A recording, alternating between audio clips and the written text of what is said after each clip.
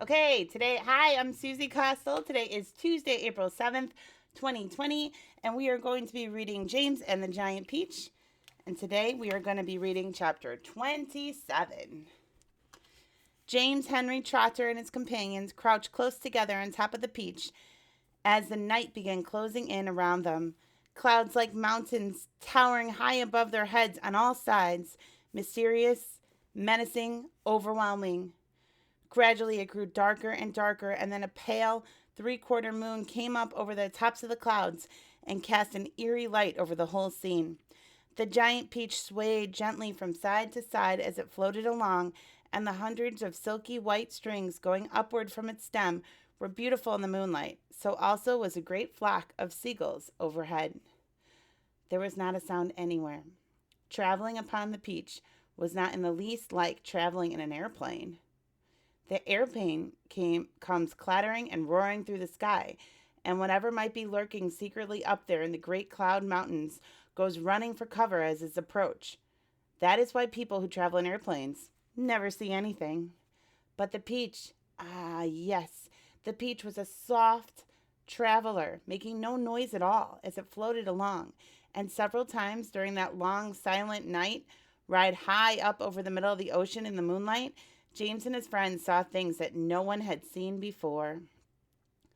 Once, as they drifted silently past a massive white cloud, they saw on the top of its group a strange, tall, wispy looking thing that were about twice the height of ordinary men. They were not easy to see at first because they were almost as white as the cloud itself.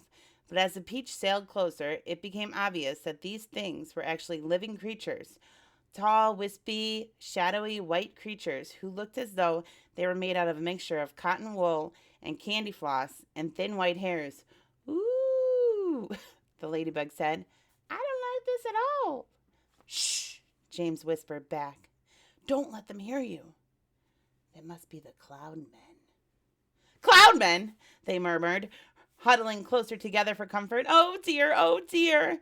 I'm glad I'm blind and I can't see them, the earthworm said, or I would probably scream. I hope they don't turn around and see us, Miss Spider stammered. Do you think they would eat us?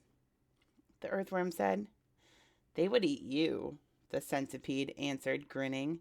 They would cut you up like a salami and eat you in thin slices. The poor earthworm began to quiver all over with fright. Here's a picture of the earthworm.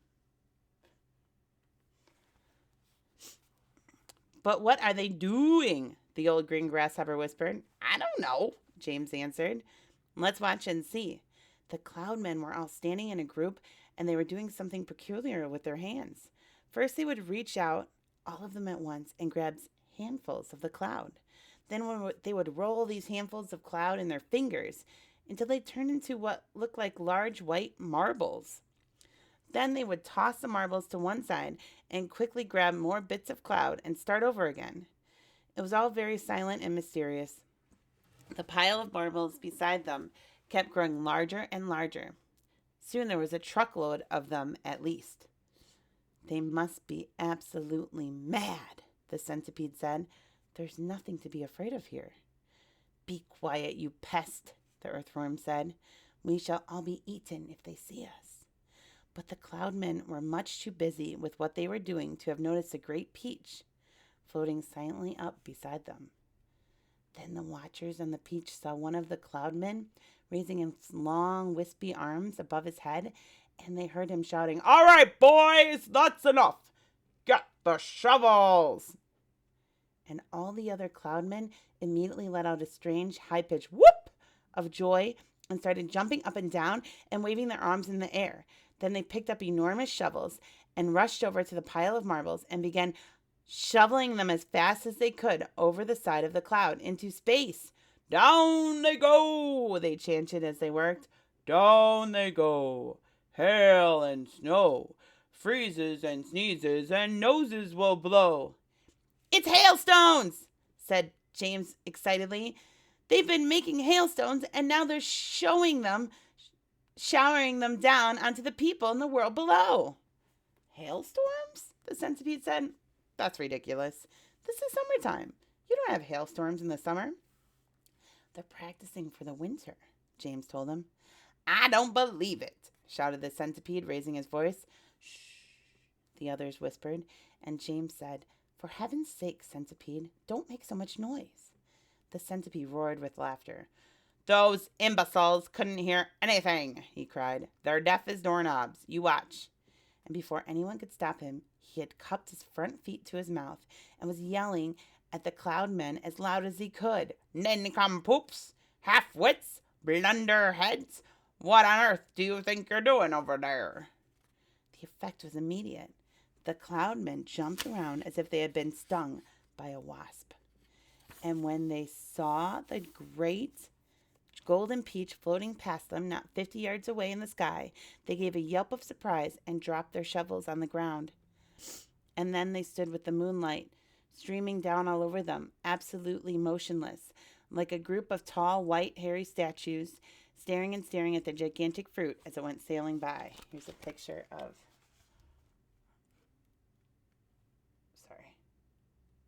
See the peach and the cloudmen?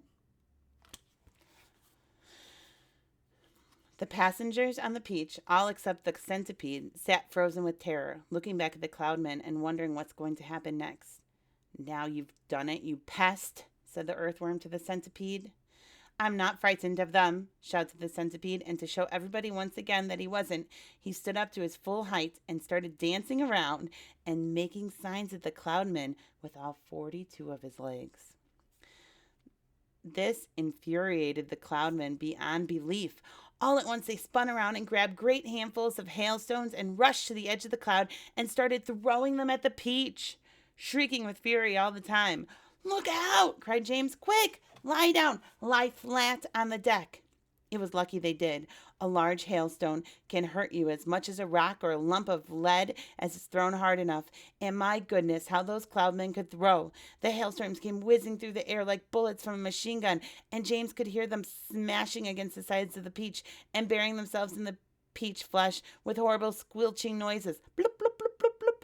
And then ping, ping, ping, ping, ping, as they bounced off the poor ladybug's shell because she couldn't lie as flat as the others. And then... crack! One of them hit the centipede right on the nose and crack!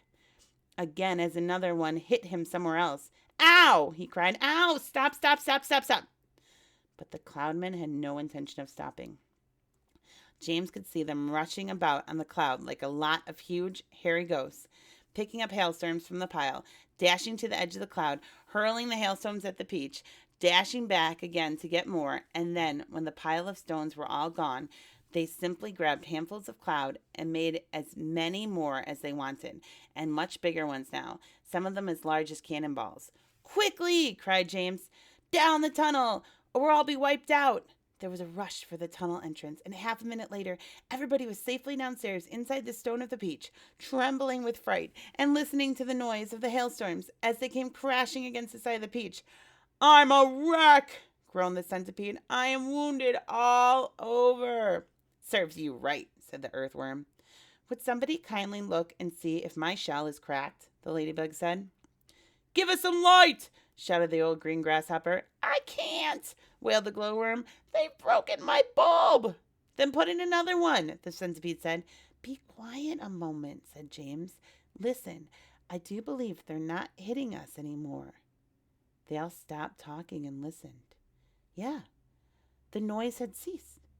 The hailstorms were no longer smashing against the peach. We've left them behind. The seagulls must have pulled us away out of danger. Hooray! Let's go up and see. Cautiously, with James going first, they all climbed back up the tunnel. James poked his head out and looked around. It's all clear, he said. I can't see them anywhere. So tomorrow we will read chapter 28. Thank you for listening. Have a great day. Bye.